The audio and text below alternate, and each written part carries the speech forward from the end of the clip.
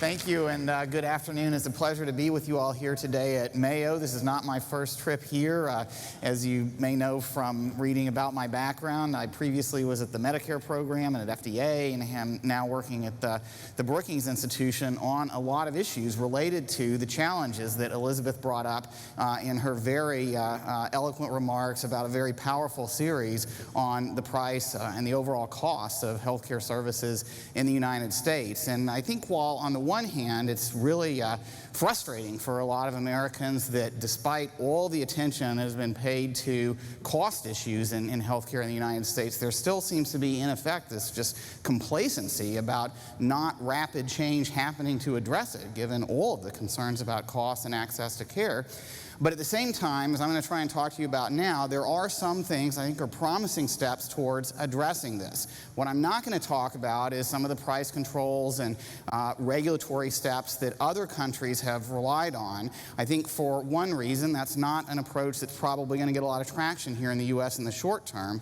But another reason is that, as I hopefully will make clear in my remarks, this is also about quality of care and innovation in the way that people are staying healthy and recovering from illness, where the way we've done things in the past, for those of you who are clinicians in the room know, it's really changing a lot. The way that healthcare is delivered is changing fundamentally to being more prevention-oriented, more personalized, more about accurate diagnosis and very detailed, individualized diagnosis in particular patients, and services that are just being delivered in quite different ways than in the past. And I think that's going to drive some real changes in care too. And if I have time, I'll talk about some of the changes happening in similar ways in other countries. But it's really good to be talking about this here at Mayo, where there has for 150 years been this huge emphasis on getting it right from the standpoint of the person, not just the patient. The so-called the so-called pyramid that Mayo emphasizes about population health, staying well at the base, but going all the way up to the most severe and complex patients in the world, the most advanced surgeries, the most complex patients. All of that is within the Mayo purview, and that makes this really an almost unique institution with a good opportunity to lead some of these needed efforts at reforming healthcare throughout that entire pyramid, and that's what I want to talk about. So, rising pressure for healthcare reform. Elizabeth again stated it very eloquently. I do want to emphasize this point about the changing nature of healthcare. Medical technology, genomics, nanotechnology, or digital systems are changing the way that care is delivered, and they're going to make the systems that we use to pay for it and deliver it not work as well in the future. And we're starting to see something that wasn't the case before. The last few years has really been about, even though it's been called health reform, it's really been, as President Obama clarified after being criticized, that it might actually affect the way people get their care, how they see the doctor and so forth. Oh no, this is really about health insurance reform. Now we're really turning to true healthcare reform, about bringing down the cost of services, about changing the way that they're delivered. And we're starting to see some successful models, early but successful models, of addressing those challenges. That includes changing the way that we pay for healthcare services, away from fee-for-service and just more payments for more complications and more services that are passed on or passed through that consumers often don't really even know about or have anything they can easily do about it. Changing away from that.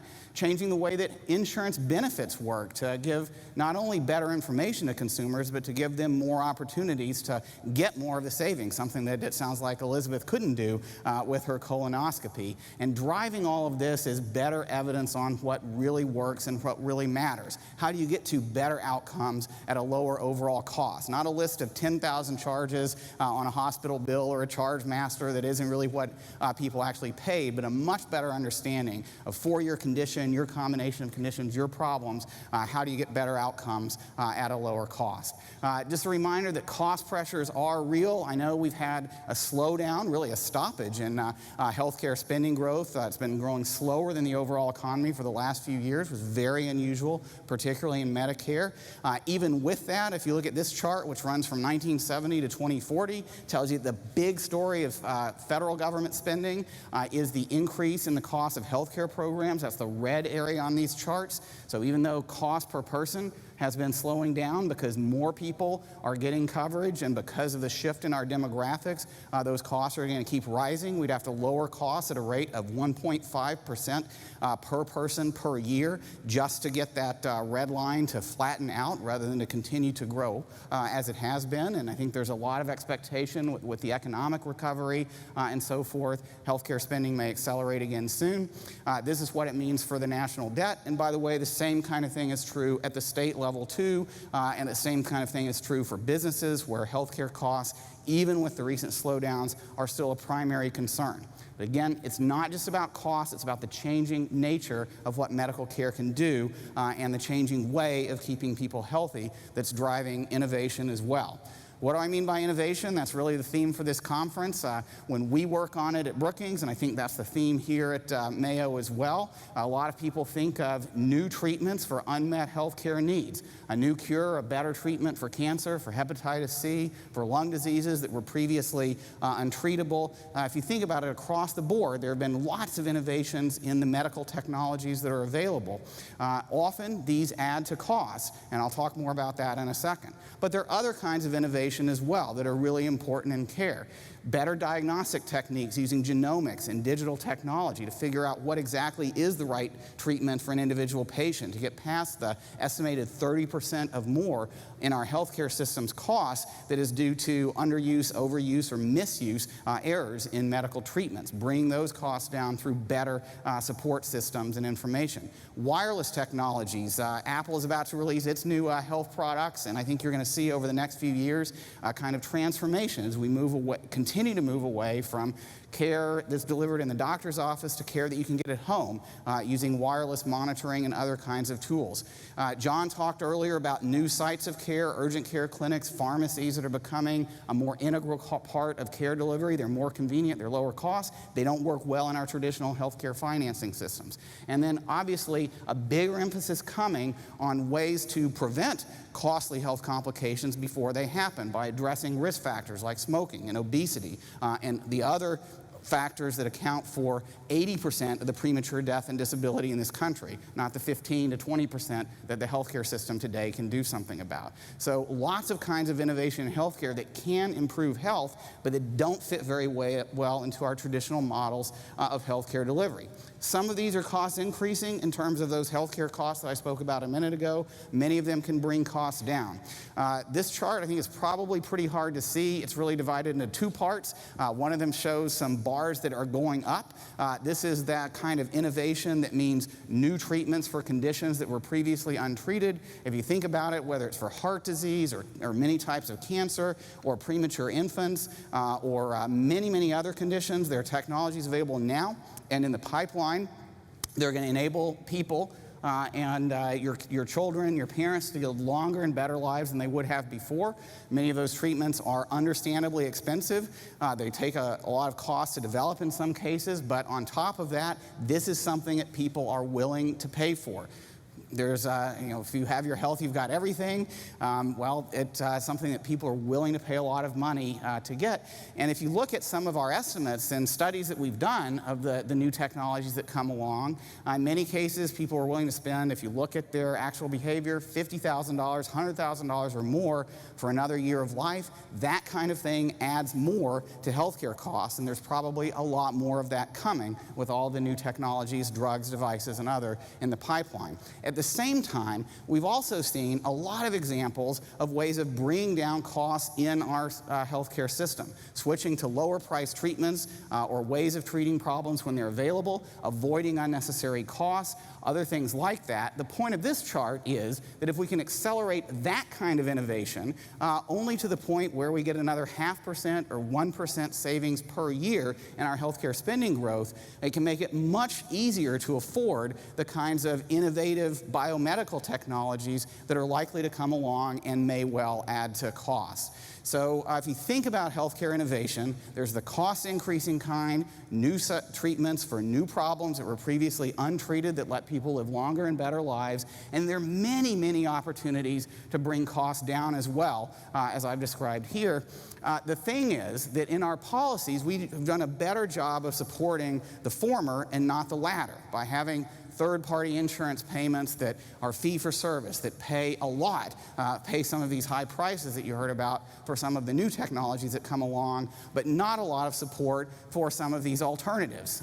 For many healthcare organizations, including some of the steps that I've heard about here at Mayo, can come up with good ways to deliver care more cheaply using team approaches, using telemedicine, using better diagnostic techniques, but many of those approaches to care are not reimbursed under traditional payment systems, or are reimbursed much less. So let me talk for a minute about some of the changes in payment that are occurring to try to address this gap. Many healthcare organizations are moving from paying on a fee-for-service basis towards paying more directly for what really matters to patients. Better overall results at a lower overall cost. Some of this is happening at the episode level, so payment reforms such as case-based payments for operations, elective procedures, colonoscopies. Healthcare organizations that have implemented colonoscopy episode-based payments have gotten the cost way down from what Elizabeth was talking about before. For primary care services, what this switch to paying from specific services to paying for results or paying for care at more of the person level does is enable healthcare providers to shift the way that they're providing services by sending an email or staying open late at their clinic rather than just sending a patient to an emergency room when they have a problem after hours, or making them come into the office. It's more convenient, it can be lower cost, but it requires a shift in our payment systems. Similarly, the same kind of thing is happening at the whole person level, with payment systems linked to overall costs and overall outcomes for a patient or a population of patients, all in, to encourage coordination of care, to encourage healthcare providers to work together, to support team-based approaches to care that do not get much support under traditional kinds of payment systems. This is a chart that describes one major component of some of these reforms taking place today: accountable care organizations. There now are over 300 in the Medicare program, at least what I would call starter ACOs, that have set up a separate payment track instead of just having providers paid on a fee-for-service basis. When people use more of the traditional kinds of healthcare services, they instead get paid, at least in part, based on better overall results for patients and meeting a benchmark, bringing down the overall trends in those patients' costs, which provides much more support than traditional fee-for-service did, or at least a start at more support for things like team-based approaches to care, wireless technologies and monitoring that are less expensive than seeing patients in the office, and it can prevent those costly services. These programs have not been around for very long in Medicare. The early results, I would say, are mixed at best, 1 to 2% savings on average in the first year. However, they do clearly show some significant improvements in things like patient experience with care and preventing hospitalizations for common chronic disease complications and getting chronic diseases under better control. The private health plans in the country, and you're going to hear more from Mark Bertolini later, are taking even more aggressive steps in this direction in some cases, not just setting up that second payment track with shared savings, which I think you'll hear about from Mark, thinking about ways in which the kinds of financing support that health plans provide can become more integrated with care, can help providers not only get better data, but can take on a much more comprehensive approach to managing patients' financial risk and move even further away from those traditional fee-for-service payment systems. Because these are being implemented by many different health plans in many different ways around the country, it's hard to come up with a complete and coherent set of results for all of these different experiments or pilot programs taking place around the country, but some of them have been showing pretty impressive results. Again, these reforms do make it easier for providers to improve quality in many aspects, important aspects of care, and in some cases they seem to be leading to even more substantial reductions in cost. I think some of the most interesting things happening in this movement towards accountable care payment are happening in places like Minnesota that are changing their programs for lower income Americans, their Medicaid programs, where many of the problems that lead to the use of emergency rooms and other costly complications of care are driven by things that happen outside of the healthcare system. Environmental exposures and risks, like not having stable housing, problems with social service supports, maybe for people who have substance abuse issues in their family. By taking a broader approach to care, by combining the funding streams for those non-medical services with a more person-focused approach to payment for healthcare services, these kinds of Medicaid reforms are becoming true population health-focused approaches that bring together social and community-based services with traditional healthcare services in a way that can have a much greater impact on the health of patients. But these are still very much in the early phases. I would like to emphasize that while this is early, I think it is happening, and it is going to be a permanent sort of change in the way that healthcare financing works in the United States and also elsewhere around the world. It's just a question of how fast we can get to better systems that really do work. This is a long list from Dr. Patrick Conway, the Chief Medical Officer at CMS, of the many different payment reform programs that CMS is undertaking that one way or another are trying to move in the direction that I described. Payments that are more at the case or person level and that are tied to better results and lower overall costs rather than just to providing more services for patients regardless of cost or value or impact on outcomes. Many of these have not been fully evaluated. Many of these are still in process, and it makes for a very confusing environment for healthcare providers. But I would emphasize that it is happening, though we still have a long way to go. This is from Suzanne Delbenco's group, Coalition for Payment Reform, which is tracking the implementation of these types of payment reforms, the episode and the person-level focused payment reforms around the country. They're seeing overall still less than 15% of healthcare payments that are not based on fee-for-service, but that number is way up. And more of this movement, especially in private health plans, as I mentioned, away from the fee-for-service payment system. Again, I don't want to spend too much time on the chart, but if you think of where we started out in our U.S. Healthcare financing system as being kind of at the bottom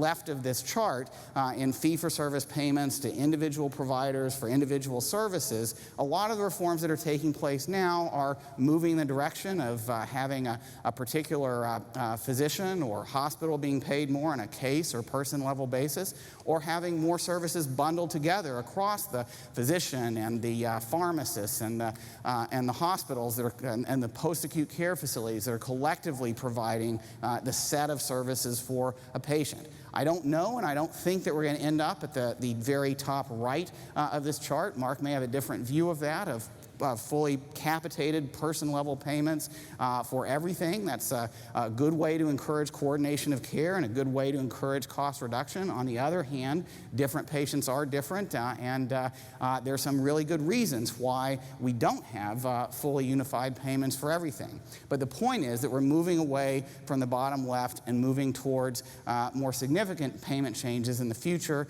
We have an article coming out in the journal Health Affairs tomorrow. Go back to Washington for a press conference on that, describing how these same kinds of changes are actually happening in other countries around the world, partly because they are also concerned about gaps in quality and cost of care, but also because they are facing some of the same needs to having a system of financing healthcare that supports this shift away from institutions, away from focus on procedures and services, towards a focus on preventing complications and keeping each individual person well. Before I wrap up, I just want to spend a minute talking about the other side of financing reform, and that involves the consumer. Here I want to talk briefly, if you can read the slide if you want, about my experience in the implementation of the Medicare Part D drug benefit. That was quite a different implementation set of issues than what's happening recently with the Affordable Care Act and the exchanges for health insurance, but in some ways it was similar. This was designed not the way that Medicare traditionally did services, which was on a fee-for-service basis with regulated prices, but rather health plans competing in something like state level or regional level exchanges that the federal government, CMS, was managing, where private plans provided the drug benefit. And the way that it worked, similar to the ACA, is that people got a fixed subsidy towards the cost of their health insurance, in that case the drug insurance. It varied based on their income, it varied based on how sick they were through risk adjustment, and then we gave them information information to help them make choices among the plans. What was very important for us then was setting up steps like risk adjustment and reinsurance to make sure that plans couldn't make money just by attracting and keeping healthier people. The money, the financing really emphasized the people who had high drug needs, and then also transparency, since we were relying on consumers in a much different way than had traditionally been the case in our healthcare system. As a condition of participating in this program, every health plan that participated had to provide accurate information on the final price to consumers of every single drug on and off their formulary. If it was off their formulary, it meant no coverage and full price for the drug at every single pharmacy in the United States. When we started doing this, a lot of the plans said, yep, too hard, we don't have that kind of information. We insisted on it, and there's a tool now available that consumers did use and have used to choose among the different health plans. It was a good way for moving beyond just the general philosophical debate about whether this law is a good idea or bad idea or not, to the very practical question of, what does this mean for me or my mom or my dad who's a Medicare beneficiary? How's it really going to affect my drug costs? When this program got implemented, there was a lot of confusion choosing among all of these different plans. I did some events here in Minnesota with seniors and heard some of that frustration. But while there was a lot of confusion, what we did see was, first of all, people did sign up. And then second, when they got into plans, they not only chose plans with low premiums, they chose plans that gave them access to the drugs that they needed at a lower cost. How did that happen? Well, partly it's because the drug plans negotiated with the manufacturers to bring costs down some, but it also happened because people looked at different ways that they could meet their needs. And instead of having an insurance program that just paid whatever the cost was, the plans that people chose were ones that let them save when their overall cost went down. So if they switched from a brand name drug to a generic drug when a generic was available, they got to keep most of the savings. In a traditional insurance plan, they might have saved 20% of the cost, maybe $15. In these insurance plans that had tiered benefit designs, they saved $70, $80, $90 per month. The result, as you see in this chart, is that the cost of Part D has been about half of what was projected, and it has been flat for the last few years. So even with some of the increases in cost for new brand name drugs like the HFA inhalers that replace the low-cost generic CFC inhalers in the United States, even with those increases in costs, premiums have been flat. Out-of-pocket payments that seniors have paid for their drugs have been flat over the last 5 years. Even with Sovaldi coming along, the cost projection increases are still quite small for the Medicare Part D program, and it's a testament to, if you can give people good information they can be confident about, that is meaningful for actually making decisions about their health, it can have a big impact on care. The use of generics in this country went from under 50% among seniors in 2005 to over 85% today, and that's a huge impact on cost by switching from more costly to less costly ways of meeting drug needs. There are implications for the ACA program. I think one of the most important things, these are just some slides on how implementation is varying around the country in terms of take-up of coverage under the ACA. But I think one of the most important implications is if you want to engage consumers, you have to give them meaningful information. In this case, consumers are often choosing plans that are narrow networks, but they don't have very good information on what that means for either the quality of their care or the cost of their care. There's not that same kind of comparable information like I described for the Medicare Part D program, so you can make confident choices. This is not played out yet, but I think the ACA is going to be implemented. It's going to be much easier to have success under the ACA in bringing down costs and doing it in a way that doesn't lead to adverse consumer reactions if we do make a lot more progress on meaningful transparency about costs. These are just some summary points. Again, since I'm at Mayo, I do want to emphasize the main point here. This is not about creating incentives for doctors and other health professionals and consumers to do the right thing. Doctors and other health professionals at places like this are motivated. They're in this business because they want to make people's lives better. The problem is the way that we pay for health care, the way that we regulate health care, and the way that we set up insurance benefits does not do a very good job of helping people get that best health at the lowest possible cost. These steps can help. You're going to hear about more later today and over the course of the next couple of days. It is a challenging journey that we're on. There's absolutely a need to move past the kind of complacency in practice that Elizabeth was describing in her talk, but I think there's some very promising ways forward, and I hope that this conference will be another important step in getting us to where we need to be in terms of real, meaningful healthcare reform. Thank you all very much for the opportunity to join you today. Okay, thank you. A couple of quick things. The use of generic drugs it has produced cost savings, right? Right.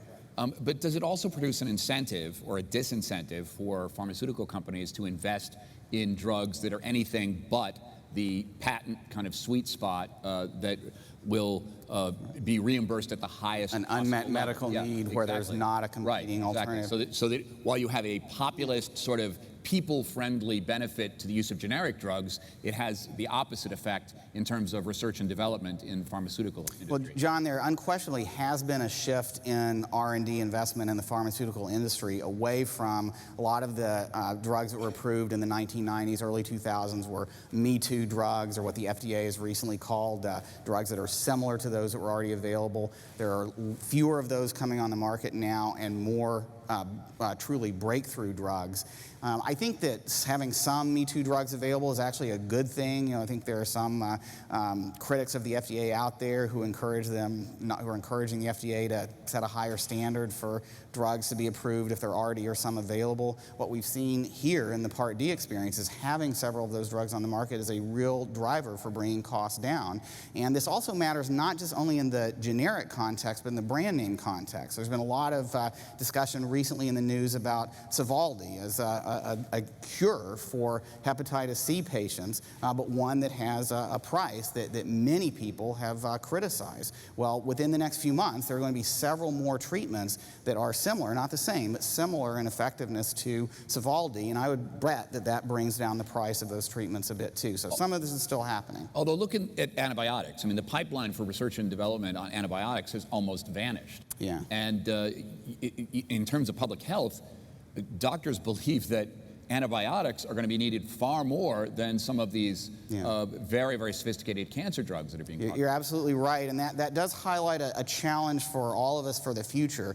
Antibiotics are kind of an extreme case because what we'd like to do is have some breakthrough antibiotics that can treat biologics, bacterial agents that are resistant to other drugs today, but then not use those very often, right? Because it's the more use of the antibiotics, really bad business model, right? Which is a terrible business model when you're paying on a fee-for-service basis. Right. But it's the kind of business model that these payment reforms could help support. So if you're paying for drugs not when they're actually used, and not encouraging manufacturers to sell more and more, but paying for drugs on the basis of what impact they actually have on the health of the population, that's a more sustainable business model for antibiotics. And I think the same thing goes for drugs that are needed in other areas. We're headed towards much more personalized therapies where things like, even diseases like breast cancer are becoming sort of orphan diseases once you take account of the particular genetic features that really influence how a patient's going to respond to treatment.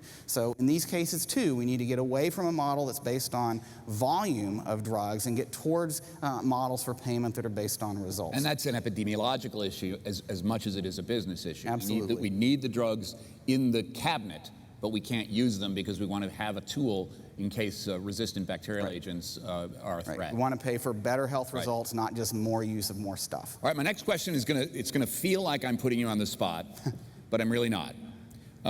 Let's just say, just to give me a sense of what the system is right now, you talked a lot about reimbursement and the restrictions in reimbursement of alternative and innovative and sometimes low-cost therapies compared to what the government actually reimburses for.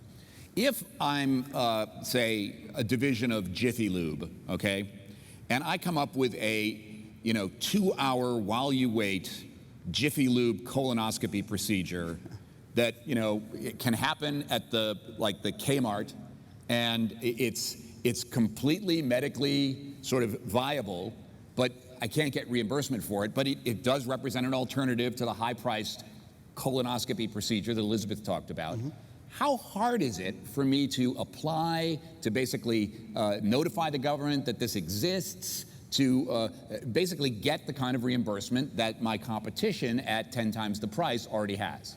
It's pretty challenging. Now, I'm not sure Jiffy Lube would be able to do it itself. I think some of the state inspectors would have trouble if people were using their like auto lines for we anticipated that. But sort of a less extreme version is what Elizabeth actually described. She talked about a big difference in cost between procedures that are done in a doctor's office, where arguably it's more convenient and closer to home and so forth, versus those done. But those are already reimbursed, right? Those are reimbursed, but they're reimbursed at quite different rates. Even though the value of the colonoscopy may be about the same, or might even be better done in the doctor's office, Medicare pays much more for the procedures done in the hospital outpatient setting. And that's one reason that many doctors who are gastroenterologists today have said, well, look, we'd like to practice in our office. We want to do more efficient care for patients, but the financial pressures with Medicare squeezing down payment rates across the board, the financial pressures are making us join hospitals and get into larger systems. That it's not because it's higher quality of care, but just because that's the way our payment system works. But that's the pressure at the high end. What about the pressure at the low end? If I'm coming into the market and I don't have reimbursement and I want to get reimbursement, how hard is it to do that for any kind of therapy if you represent a cost savings and some sort of innovative technological breakthrough that's actually competitive? A good example of this might be some telemedicine services, and these are being used on the what you might call the low end for people who have diabetes or even hepatitis C, maybe live in rural areas not close to a specialist, to be able to have remote, not only remote telemedicine visits with their physician or a nurse practitioner, but be able to report in using wireless technologies of just how they're, how well controlled their condition is. Mayo is actually doing some of this at the high end, involving remote telemedicine types of ICU service support.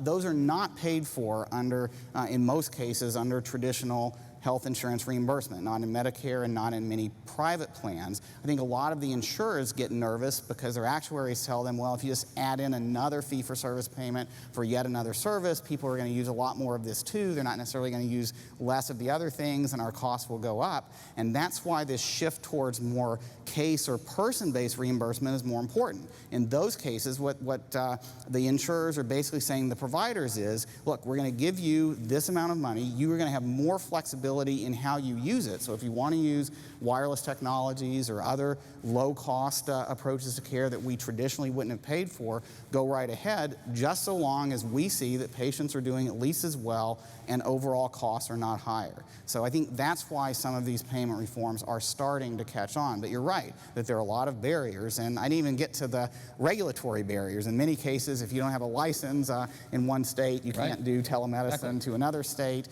or there are restrictions on scope of practice for nurse practitioners or physician's assistants who can often specialize in many of these basic support services and do it not only cheaper, but better than the traditional physician approaches. The incentives are all screwed up.